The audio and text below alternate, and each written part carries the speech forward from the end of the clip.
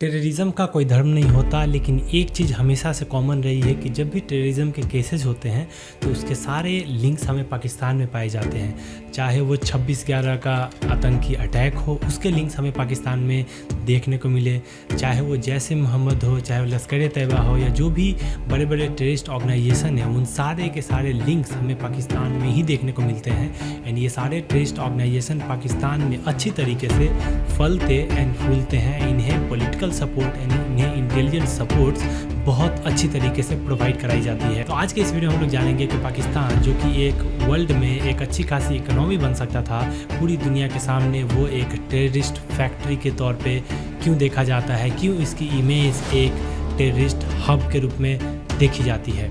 चलिए वीडियो को शुरू करते हैं।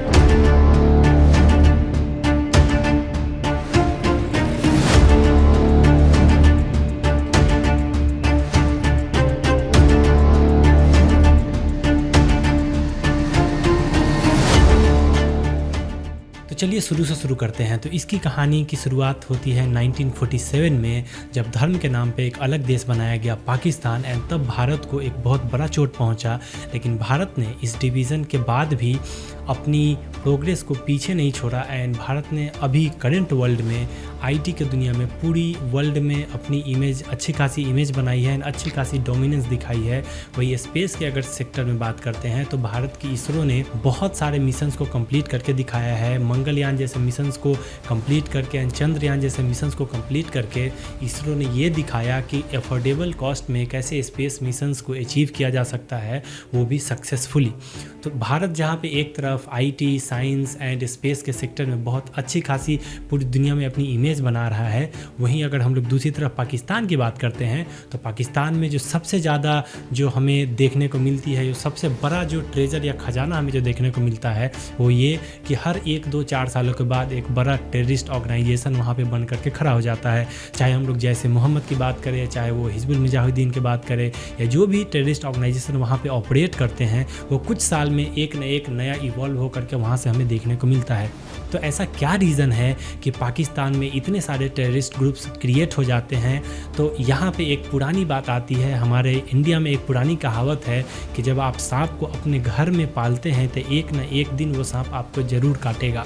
यही चीज़ हो रहा है पाकिस्तान के साथ। पाकिस्तान ने जब भी भारत के खिलाफ लड़ाई करी, चाहे वो 1965 में जब पाकिस्तान ने लड़ाई की शुरुआत की, चाहे वो 1971 हो, चाहे वो 1999 हो, इन सारे वॉर्स में पाकिस्तान को बुरी तरीके से हार का सामना करना पड़ा भारत के सामने।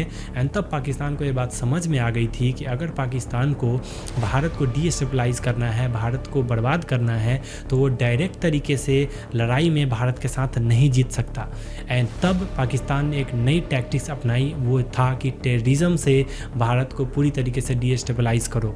यहाँ पे एक और कहावत कही जाती है कि ब्लीड इंडिया विथ 1000 पीसेज। इसका मतलब ये है कि भारत को टुकड़े टुकड़े करके, भारत को छोटे छोटे घाव दे करके भारत को पूरी तरीके से डीस्टेबलाइज करो। लेकिन पाकिस्तान को ये बात पता नहीं थी कि पाकिस्तान जो खुद भारत को इतनी तरीके से तबाह करना चाहता है, वो खुद उसे एक दिन भारी पड़ेगा। एंड आज आप पाकिस्तान में हर तरह के अटैक्स देखने को मिलता है हमें, चाहे वो रमज़ान का महीना हो, चाहे वो नॉर्मल डेज हो, वहाँ पे हर समय एक टेररिस्ट अटैक्स होता ही रहता है। चाहे वो रेलवे स्टेशन पे हो या मस्जिदों में हो, वहाँ पे अगर आप रिसेंट मंथ्स की भी अगर बात करें, अभी रमज़ान का महीना चल रहा है, वहाँ पे भी हमें इनिशियली बहुत सारे बम ब्लास्ट वहाँ पे देखने को मिले थे। तो जो पाकिस्तान भारत को इस तरीके से तबाह करना चाहता था, आज खुद उसी चंगुल में फंस चुका है। एंड पूरी दुनिया के सामने जो उसकी आइडेंटिटी जो हो चुकी है, वो एक टेररिस्ट नेशन की है, एक ऐसा देश जो कि टेररिस्ट की एक फैक्ट्री है, जहाँ से बड़े बड़े टेररिस्ट निकलते हैं। अगर हम लोग बात करते हैं भारत की, भारत ने बहुत सारे टेररिस्ट अटैक्स देखे हैं जो कि पाकिस्तान से लिंक थे। अगर हम लोग बात करते हैं 2001 का जो संसद पे जो हमला हुआ था, उसके सारे के सारे आतंकवादी जो भी ट्रेनिंग्स वो लेकर के आए थे, वो सारे के सारे ट्रेनिंग्स वो पाकिस्तान बेस्ड जो भी टेररिस्ट ग्रुप्स हैं, जैसे कि जैश ए मोहम्मद है, लश्कर ए तैयबा है, हिजबुल मुजाहिदीन है, इन सारे से उनके लिंक्स जुड़े हुए थे। 2001 के बाद जो नेक्स्ट हमला जो भारत ने सफ़र किया, वो था मुंबई का अटैक्स 2008 में, जहाँ पे आई थिंक 60 आवर्स तक पूरे मुंबई में तबाही मची थी।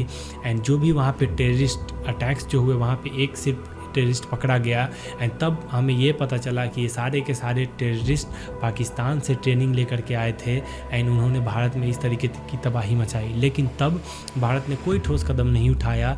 उस अटैक के बाद भारत ने एक एजेंसी ज़रूर बैठाई जो कि सिक्योरिटी को लेकर के जांच करेगी।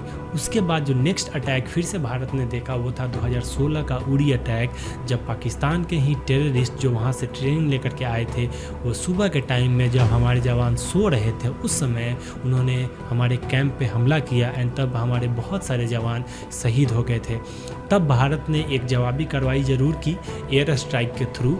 लेकिन बात यहाँ पे ये है कि क्या हम लोग हर बार एक अटैक का वेट करेंगे जो कि पाकिस्तान की तरफ से होगा एंड उसके बाद हम लोग रिस्पॉन्स करेंगे।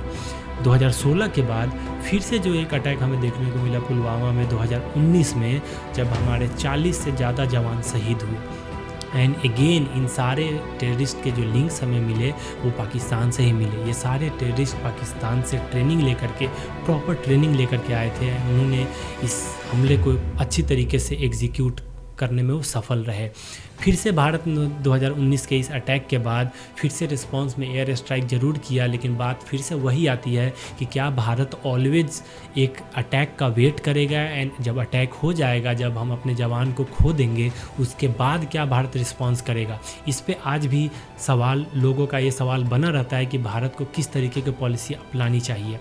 अगर हम लोग इजराइल की बात करें, क्या ये पॉसिबल नहीं है कि हम लोग इजराइल जैसी पॉलिसी अपनाएं, या फिर जो हमारी जो इंटेलिजेंस इनपुट है वो इजराइल के लेवल की हो। हालांकि इजराइल की भी जो इंटेलिजेंस इनपुट है रिसेंटली वो भी एक बार के लिए फेल ज़रूर हो गई थी। तो हमें अपनी इंटेलिजेंस को बहुत स्ट्रॉन्ग करने की ज़रूरत है। अब यहाँ पे बात आती है कि क्या भारत डायरेक्ट पाकिस्तान के साथ वार में जा सकता है, तो इसका आंसर है नहीं। इसका रीज़न काफ़ी सिंपल है। भारत एंड पाकिस्तान दोनों न्यूक्लियर कैपेबल नेशन है एंड इन दोनों कंट्रीज़ के बीच डायरेक्ट वार होने का मतलब है दो न्यूक्लियर नेशंस के बीच में वार होना, जो कि काफ़ी डेंजरस हो सकता है। नंबर 2 यहाँ पे ये आता है सवाल कि भारत जो है पूरे वर्ल्ड ऑर्डर में अगर देखा जाए तो भारत एक पीसफुल नेशन रहा है। भारत ने कभी भी अपने साइड से एग्रेशन नहीं की। पाकिस्तान ने जब भी लड़ाई करने की कोशिश की, पहला एग्रेशन हमें पाकिस्तान की तरफ से देखने को मिला था, तब भारत ने उन सब वार में अपने आप को इन्वॉल्व किया। तो भारत की जो इमेज है वो एक पीसफुल नेशन की इमेज है। तो इस वजह से भारत पहले एग्रेशन नहीं करता। तो अगर भारत इस तरीके के स्टेप्स उठाता है तो ग्लोबल लेवल पे, इंटरनेशनल लेवल पे जो भारत ने इतने डेकेड्स में अपनी जो इमेज बनाई है उस इमेज को काफ़ी नुकसान पहुंच सकता है। तो ये है रीज़न नंबर 2 जिससे भारत डायरेक्ट पाकिस्तान के साथ वार में नहीं जा सकता।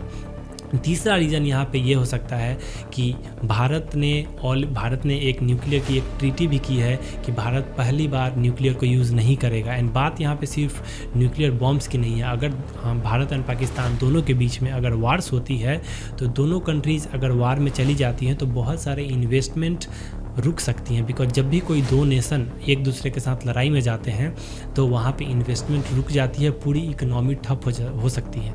तो भारत एक बहुत ही बड़ी इकोनॉमी है एंड भारत ये नहीं चाहता है कि इतनी बड़ी इकोनॉमी अचानक से ठप हो जाए। एंड भारत अगले एटलीस्ट 10 से 15 सालों में किसी भी डायरेक्ट वार में उलझना नहीं चाहता। ये एक और रीज़न है कि भारत पाकिस्तान के साथ डायरेक्टली वार में नहीं जा सकता। तो हम लोग कर क्या सकते हैं? हमारे के पास 2-3 ऑप्शंस है। पहला ऑप्शन ये है कि भारत यूनाइटेड नेशंस जैसे प्लेटफॉर्म पे पाकिस्तान को अच्छी तरीके से एक्सपोज करे एंड पूरी दुनिया को ये बताए कि पाकिस्तान एक ऐसा नेशन है जो कि टेररिज्म को कम्प्लीटली कवर देता है, कम्प्लीटली सपोर्ट करता है। एंड भारत को कम्प्लीटली पाकिस्तान को एक्सपोज करने की ज़रूरत है जिससे कि उसे इंटरनेशनल लेवल पे सपोर्ट ना मिले एंड पाकिस्तान पूरी तरीके से आइसोलेट हो जाए। इसका एक एग्जांपल है कि पाकिस्तान किस तरीके से टेररिज्म को कवर करता है। बिन लादेन ने के पास बहुत सारे ऑप्शंस थे पूरी दुनिया में छुपने के, लेकिन लादेन ने जो सबसे सेफेस्ट कंट्री चुनी दुनिया में वो थी पाकिस्तान। क्या रीज़न था कि लादेन ने पाकिस्तान को ही अपना सबसे सेफेस्ट कंट्री माना? ऑब्वियसली वहाँ पे टेररिस्ट के लिए सेफ़ प्लेस है एंड इसी वजह से टेररिस्ट वहाँ पे बहुत आसानी से रहते हैं। भारत को एक और चीज़ करनी पड़ेगी आने वाले समय में, वो ये कि भारत को अपनी इंटेलिजेंस बहुत इम्प्रूव करनी पड़ेगी, ताकि कोई भी अटैक्स की अगर थोड़ी भी खबर मिले या थोड़ी भी भनक मिले तो भारत पहले से ही प्रिपेयर्ड रहे, उन सारे अटैक्स को अनसक्सेसफुल कर दे। तो हमारी जो इंटेलिजेंस है वो बहुत अच्छी होनी पड़ेगी। एंड इसके लिए इंडियन गवर्नमेंट को फ्रीबीज बांटने के बजाय बहुत सारे फंड्स एलोकेट करने पड़ेंगे डिफेंस में, एंड हमारी जो इंटेलिजेंस एजेंसीज़ हैं उनके ऊपर बहुत सारे पैसे खर्च करने पड़ेंगे। वी होप कि अजीत डोभाल जैसे लोग यहाँ पे इन सब चीज़ों को बहुत अच्छी तरीके से संभाल रहे होंगे, because no doubt Ajit Doval जो हैं वो उनको किसी इंट्रोडक्शन की ज़रूरत नहीं है, लेकिन वी स्टिल होप कि भारत की जो सिक्योरिटी एजेंसीज़ हैं वो बहुत ज़्यादा एडवांस हो एंड उनके पास बहुत सारी इनपुट्स का एक्सेस हो। एंड भारत को ये सारे terrorist attacks over the period of time मिलते रहे हैं, तो भारत ही इन सारे टेररिस्ट अटैक्स से सबसे ज़्यादा सफ़र भारत ने किया है। तो हम लोग ये उम्मीद नहीं कर सकते कि अमेरिकन्स या यूरोपियंस या यूनाइटेड नेशन भारत के सपोर्ट में खड़े होंगे एंड तब भारत इन सारे प्रॉब्लम्स को टैकल करेगा। अगर भारत सफ़र कर रहा है तो इस प्रॉब्लम को भारत को ही सॉल्व करना है। एंड वी होप कि हमारी आर्मी, एयरफोर्स, नेवी इन सब चीज़ों के लिए कम्प्लीटली तैयार है एंड आने वाले टाइम में हम लोग और पावरफुल बनेंगे। तो सैल्यूट है हमारी आर्मी को, हमारी नेवी को एंड हमारी एयरफोर्स को। मिलते हैं अगले वीडियो में। अगर वीडियो अच्छा लगा तो चैनल को सब्सक्राइब जरूर करिएगा। नमस्कार, जय हिंद।